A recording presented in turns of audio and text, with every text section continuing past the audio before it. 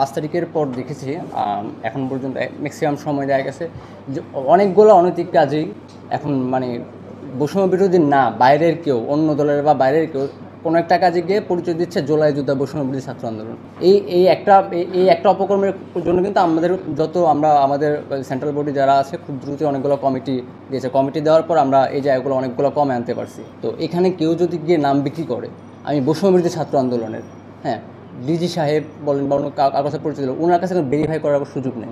Verify করার সুযোগ আছে আপনাদের হাতে। এখন আপনারা গিয়ে আমাদের যে কমিটি আছে, আমাদের যারা আছে, শুধু আমরা না, আমাদের কমিটির যারা আছে তাদের প্রত্যেকের ছবি দেখাতে পারেন। এই মানুষগুলো কখনো আপনার কাছে আসছে কিনা, কোনো তদবিরের জন্য, কোনো কাজের জন্য, কোনো ভয়ভীতি প্রদর্শন বা নাহিদের পরিচয় দিয়ে কোনো কিছু করতে পারেন কিনা।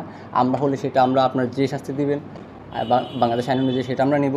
আমাদের মধ্যে থেকে যদি অন্য কেউ করে থাকে, আমাদের অন্য সহযোদ্ধারা আছে, আমরাও তাদের বিরুদ্ধে সেই ব্যবস্থা নিব। কখনো ঘটেছে কিনা দেখেন, 5ই আগস্টের পরবর্তী সময় আপনারা দেখেছেন যখন সমন্বয় পরিচয়ে পুরো বাংলাদেশ জুড়ে বিভিন্ন ধরনের অপকর্ম হচ্ছিল, তখন কিন্তু খুব দ্রুত ভিত্তিতে বৈষম্যবিরোধী ছাত্র আন্দোলন প্ল্যাটফর্মটা গুছানো হয় এবং একটা কমিটি প্রণয়ন করা হয়। তাও সেটা হচ্ছে আপনার অ্যাপ্রক্সিমেট ডিসেম্বরের দিকে। এর আগে যে 4-5 মাস বৈষম্যবিরোধী ছাত্র আন্দোলন পরিচয় কিন্তু অনেকে জমি দখল বলেন, তারপরে হচ্ছে মারধর, মব কালচার তৈরি করা, তারপর মব জাস্টিস করা, এই ধরনের অনেক ঘটনা ঘটেছে। পরবর্তীতে অপারেশন ডেভিল হান্ট প্রণয়ন করা হয়েছে, সেনাবাহিনী সোচ্চার হয়েছে, পুলিশ থেকে অন্যান্য সংস্থা অ্যাক্টিভলি কাজ করা শুরু করেছে, এরপর জিনিসটা কমে এসেছে।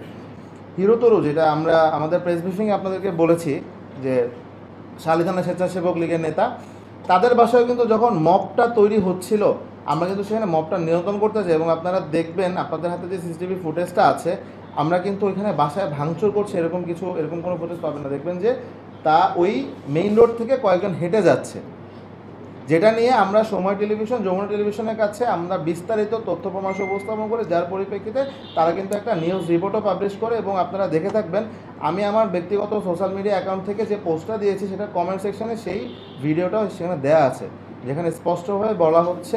এবং আমাদের কাছে এই ভিডিও আছে। এবং স্বেচ্ছাসেবক লীগ নেতা, এটা আমরা কীভাবে জানলাম, তাদের যেই বিভিন্ন প্রোগ্রামে তাদের হচ্ছে একটা ফেসবুক ভিডিও এবং টিকটকের ভিডিও হচ্ছে আমাদের কাছে আছে, যেখানে স্পষ্টভাবে দেখা যাচ্ছে তারা আওয়ামী লীগের পক্ষে মিছিল মিটিং করছে। এবং আপনারা মিরপুর একই খোঁজ নিয়ে জানতে পারবেন যে ভূমিদস্যু হিসেবে এই হিরোতরু খুব সুখ্যাতি মিরপুরে আছে এবং তাদের নামে বেশ কিছু প্রতিবেদন আছে। বৈষম্য বিরোধী ছাত্র আন্দোলনের আপনারা দেখেছেন যে বিভিন্ন যারা নেতৃত্ব স্থানীয় ছিল তারা এনসিপি, বাংলাদেশ গণতান্ত্রিক ছাত্র সংসদ, জাতীয় যুব শক্তিতে গিয়েছেন। এই শূন্যস্থানটা পূরণ হয়েছে। বৈষম্য ছাত্র আন্দোলনের ভবিষ্যৎ পরিকল্পনা আপনারা জানেন যে একটা কাউন্সিলের প্রস্তুতি চলছে, যেখানে নতুন করে আবার পুনর্নির্বাচন করা হবে। সেই ভিত্তিতে নমিনেশন ফর্ম এগুলোর কার্যক্রম চলতেছে। 24 তারিখ হচ্ছে আমাদের কাউন্সিল।